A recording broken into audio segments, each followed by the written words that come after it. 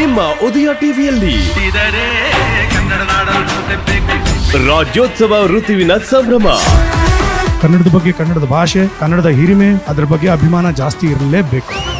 ಒಂದೇ ಕರ್ನಾಟಕ ಶೀಘ್ರದಲ್ಲಿ. ನನ್ ಪಾಡಿಗೆ ನಾನಿದ್ದೆ.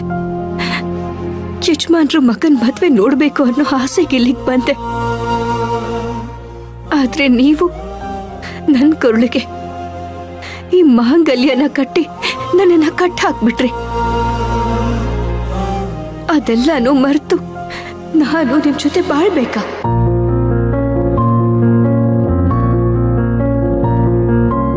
ಹಾಗಲ್ಲ ಚಿಕ್ಕಜ್ಮಾನ್ರೆ. ನಾನು ನನ್ನ ಕುಟುಂಬ ಊರಲ್ಲಿ ಎಷ್ಟು ನೆಮ್ಮದಿಯಾಗಿದ್ವಿ. ಆದ್ರೆ ನೀವು ನಮ್ ನೆಮ್ಮದಿನೆಲ್ಲ ಕಿತ್ಕೊಂಡ್ಬಿಟ್ರಿ.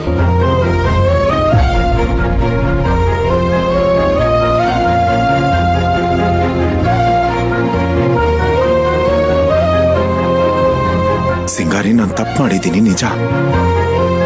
ಆದ್ರೆ ನಾನ್ ನಿನ್ನನ್ನ ಚೆನ್ನಾಗಿ ನೋಡ್ಕೋತಿದ್ದೀನಲ್ವಾ? ಆ ದೊಡ್ಡ ಮನೆಯಲ್ಲಿ ನೆಮ್ಮದಿಯಾಗಿ ಖುಷಿಯಾಗಿ ನೀನ್ ಜೀವನ ನಡೆಸ್ಬೋದಲ್ವಾ?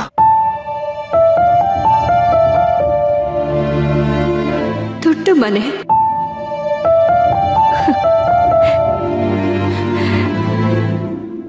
ಚಿಕ್ಕಜ್ಮಾನ್ರೆ, ಬಡವ್ರ ಮನೆ ಊಟ ಚಂದ, ಶ್ರೀಮಂತರ ಮನೆ ನೋಟ ಚಂದ ಅಂತ ದೊಡ್ಡವರೇ ಹೇಳ್ತಾರೆ. ನಮ್ ಗುಡಿಸ್ಲಲ್ಲೇ ಇದ್ರು ಸಂತೋಷವಾಗಿದ್ವಿ.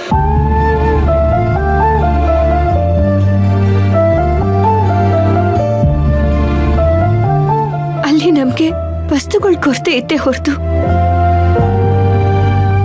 ಪ್ರೀತಿಗೆ ಯಾವ ಕೊರತೆನೂ ಇರ್ಲಿಲ್ಲ.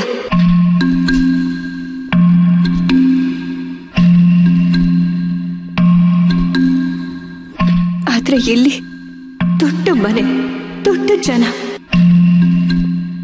ಆದ್ರೆ ಸಣ್ಣ ಬುದ್ಧಿ.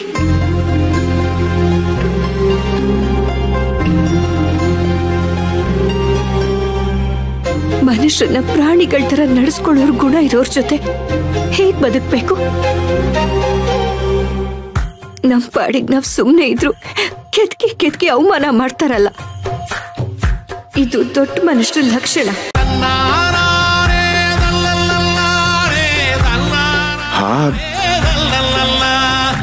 ಈಗೇನು ಹೇಳ್ಬೇಡಿ ಚಿಕ್ಕಜ್ಮಾನ್ರೆ.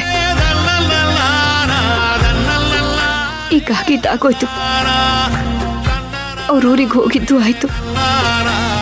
ಮತ್ತೆ ಈ ವಿಚಾರವಾಗಿ ಮನೇಲಿ ಜಗಳ ಮಾಡ್ಕೋಬೇಡಿ.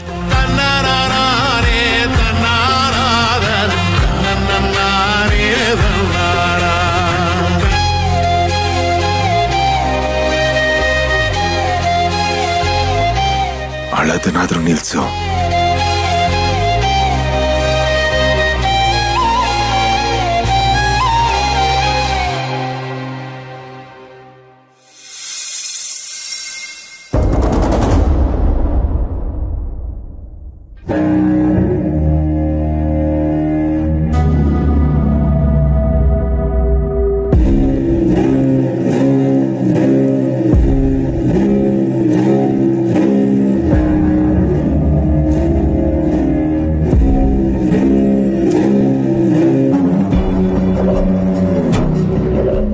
ಚಿಕ್ಕಜ್ಮಾನ್ರೆ, ನಾನಾಗ್ಲೇ ಹೇಳಿದ್ ನೆನ್ಪಿದೆ ತಾನೆ? ಆಗಿದ್ದೇನೋ ಆಗೋಯ್ತು. ನಿಮ್ಮನ್ನ ನೋಡ್ತಿದ್ರೆ ತುಂಬಾ ಕೋಪ ಮಾಡ್ಕೊಂಡಿರೋ ಹಾಗಿದೆ.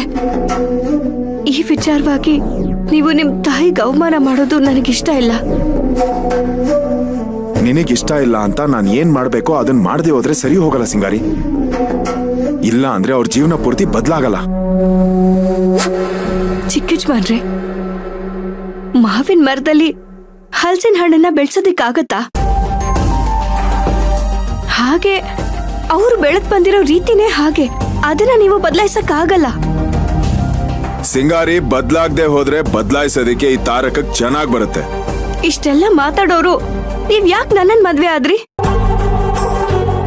ನೀವ್ ಮದ್ವೆ ಆಗಿದ್ದಕ್ಕೆ ತಾನೆ ನಿಮ್ಮ ಮತ್ತೆ ನಿಮ್ ತಾಯಿ ನಡುವೆ ಇಷ್ಟೆಲ್ಲ ಜಗಳ ಆಗ್ತಿರೋದು. ಈಗ ಕೋಪನೆಲ್ಲ ಅವ್ರ ಮೇಲೆ ತೀರ್ಸ್ಕೊಂಡ್ರೆ ಹೇಗಾಗುತ್ತೆ? ನೀನ್ ಮತ್ತೆ ಮದ್ವೆಯಿಂದ ಶುರು ಮಾಡಬೇಡ ಸಿಂಗಾರಿ. ನಿನಗ ಅವ್ರು ಹೇಗೆ ಅಂತ ಗೊತ್ತಿಲ್ಲ. ಅವ್ರ ಪ್ರತಿಷ್ಠೆಗೋಸ್ಕರ ಅವ್ರು ಯಾವ ಮಟ್ಟಕ್ಕೆ ಬೇಕಾದ್ರೂ ಇಳಿತಾರೆ. ಇಷ್ಟು ದಿನ ನಾನು ಅದನ್ನ ಸಹಿಸ್ಕೊಂಡಿದ್ದೀನಿ, ಆದ್ರೆ ಈಗ ಅದನ್ನ ಸಹಿಸ್ಕೊಳ್ಳೋ ಮಟ್ಟದಲ್ಲಿ ನಾನಿಲ್ಲ. ಆದ್ರೆ ಇದು ನಿನ್ ಕುಟುಂಬದ ವಿಷಯ. ಅವ್ರ ಈ ಮನೆಗೆ ಯಾಕೆ ಬಂದಿದ್ರು? ಬೆಟ್ಟ ಅಂಕಲ್ ಆಗ್ಲಿ, ಗ್ರ್ಯಾಂಡ್ ಮಾ ಆಗ್ಲಿ, ನಿನ್ನ ತಂಗಿರಾಗ್ಲಿ ನಿನ್ನ ನೋಡೋದಿಕ್ಕೆ, ನಿನ್ನ ಜೊತೆ 2 ಮಾತು ಮಾತಾಡೋದಿಕ್ಕೆ, ಖುಷಿಯಾಗಿರೋದಕ್ಕೆ ಬಂದಿದ್ರು. ಅವ್ರಿಗೆ ಅವಮಾನ ಮಾಡಿ ಕಳ್ಸೋದ್ರಲ್ಲಿ ಯಾವ ಪ್ರತಿಷ್ಠೆ?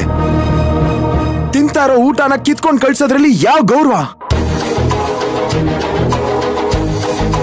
ಬೆಟ್ಟ ಅಂಕಲು, ಗ್ರ್ಯಾಂಡ್ ಮಾ ಹೇಳ್ತಿದ್ರೆ ಆ ಮಾತನ್ನ ನನ್ನ ಕಿವಿಗೆ ಹಾಗೆ ನನ್ಗೀಗ್ಲೂ ರಕ್ತ ಕುದೀತಿದೆ. ಇದು ಅವ್ರಿಗೆ ಅರ್ಥ ಆಗ್ಲೇಬೇಕು ಶಾಯರಿ. ನಾನು ಅರ್ಥ ಮಾಡಿಸ್ಲೇಬೇಕು ಅಷ್ಟೇ. ಚಿಕ್ಕ ಯಜಮಾನ್ರೆ, ಕೋಪದ ಕೈಗೆ ಬುದ್ಧಿನ ಕೊಡ್ಬೇಡಿ. ದಯವಿಟ್ಟು ಕೋಪನ ಕಮ್ಮಿ ಮಾಡ್ಕೊಳ್ಳಿ.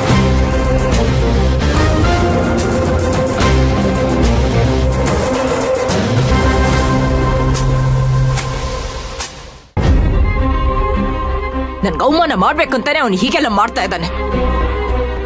ಇವನಿಗೆ ಯಾವಾಗ ಬುದ್ಧಿ ಬರುತ್ತೆ ಏನೋ ನನಗೆ ಗೊತ್ತಾಗ್ತಾ ಇಲ್ಲ. ಈಗ ಏನಾಯ್ತು ಅಂತ ಇಷ್ಟೊಂದು ಕೋಪ